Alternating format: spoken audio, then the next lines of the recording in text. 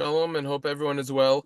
Wanted to put together a quick, very applicable video regarding is it permissible to bench while a person is driving? Another very important halacha pertaining to cars, and would there be a difference if the car was self-driving or had stay-in lane cruise control? So this is very quick, straight to the point. No drag outs. There's not some big sugi over here. The Torah in Siman Kuf Pei Gimel Sif Yud Aleph quotes his father, the Rosh. The Rosh says that someone who is traveling and eating does not need to sit when he benches. Why? Because if he would wait, his mind wouldn't be focused. He would be preoccupied because of the delay, and his thoughts are going to be thinking about, oh, I'm delaying for my journey. Now, we discussed in the past, if I'm not mistaken, it was on the video regarding can I daven shemoneh esray while in a self-driving Tesla. So in that one, we discussed, we quoted the lechatcila. It was either in that one, or can I say recite Shema when I drive, Shema while driving in a self-driving car, who says that nowadays these delays, they don't really bother us as much. We don't really have such big delays anymore. But anyways, nevertheless, this is the opinion of the Rosh, and it's actually quoted by the Shulchan Aruch, who rules this way as well, that one does not need to be in a stationary position while he benches. Comes along, what about for driving nowadays? So comes along Rabbi Meir Oz in his Meir Oz in Chalek Ches, page 373, and it's in the same Siman Kuf Pei Gimel Sif Yud Aleph. He says like this: someone who is driving a car is not allowed to bench while he is driving. Why? Because we want to make sure that the benching won't divert his mind from driving. It could be dangerous. Distracted driving is prevalent, and it's incredibly dangerous. Now, this is more of a shila. Perhaps he said it could be more permissible if this is happening on a street where there are no other vehicles. So if there's no other vehicles, he might not be a danger to other people. Still, he's a danger to himself, so that requires more research. Now, the Piska Teshuvos in Siman Kuf Pei Gimel footnote 84 rules that it's prohibited for a driver to bench while he's driving, just like it's prohibited, it's not allowed for a driver to daven shemoneh esray while he drives. This is talking about manual driving, of course. Now, passengers are able to bench lechatcila. They could bench, it's totally permissible, 100%. Why? Because nowadays, when a person sits in a car as a passenger, it's a very easy experience.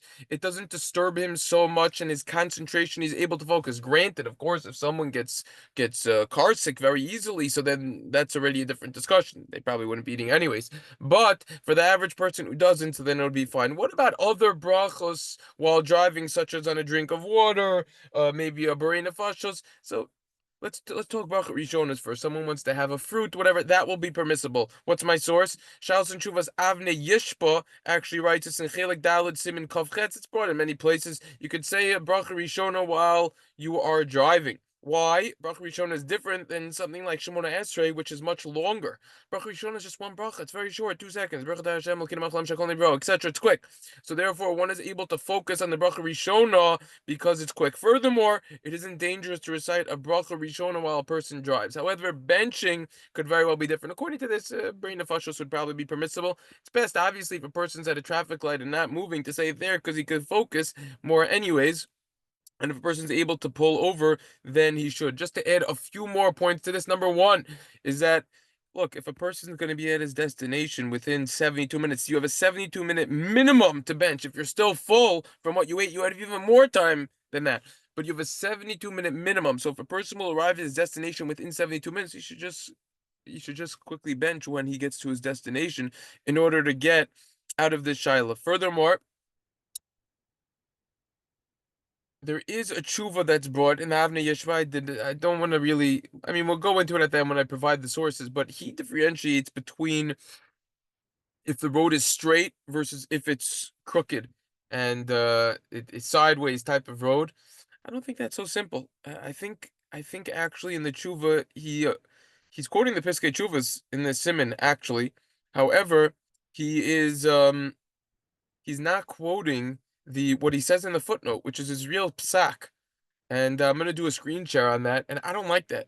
And not only that, but Rav Shlomo Zalman Auerbach says he's quoted also, which we discussed in the previous videos on shemoneh esray in a car and Shema in a car, which is Rav Shlomo Zalman Auerbach holds that you're not allowed to daven shemoneh esray, recite Shema when you are in a car, and the reason is it's incomparable to a donkey. which is back then when they used to take trips, so it was on a donkey. So it's permissible in halach. It's brought you could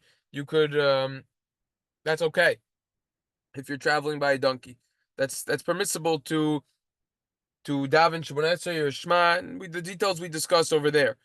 However, driving requires a lot more focus.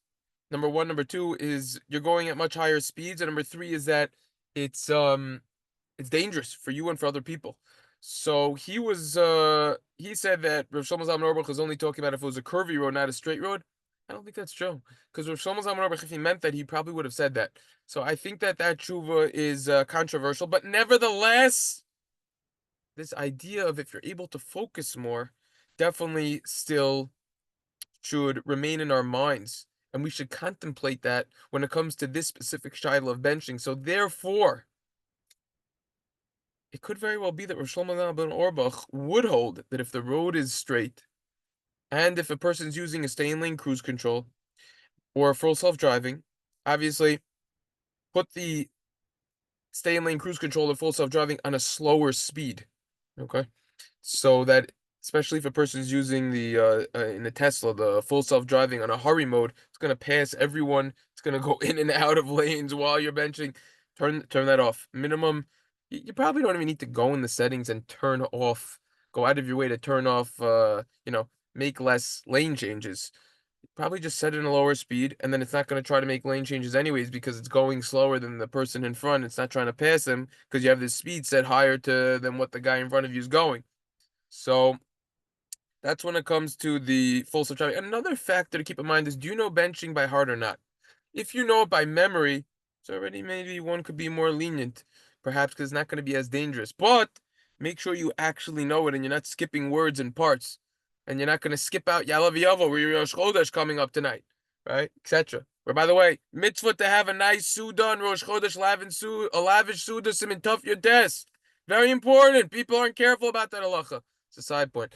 But specifically during the day is the best time to have the Suda. However, so do you know it by heart or not? And furthermore, are you able to just pull it up on the screen of your car? For example, on the Tesla, for those who pay for the additional money to get the internet, so you could just pull up benching on the screen and you can have it on the whole screen. It might be easier to read than someone who's trying to read out of a small bencher or something, or look at the little screen on their phone, which then they have to look down, up, down, up, that. Trying to drive, you're trying to bench, you're gonna get yourself killed. So be careful.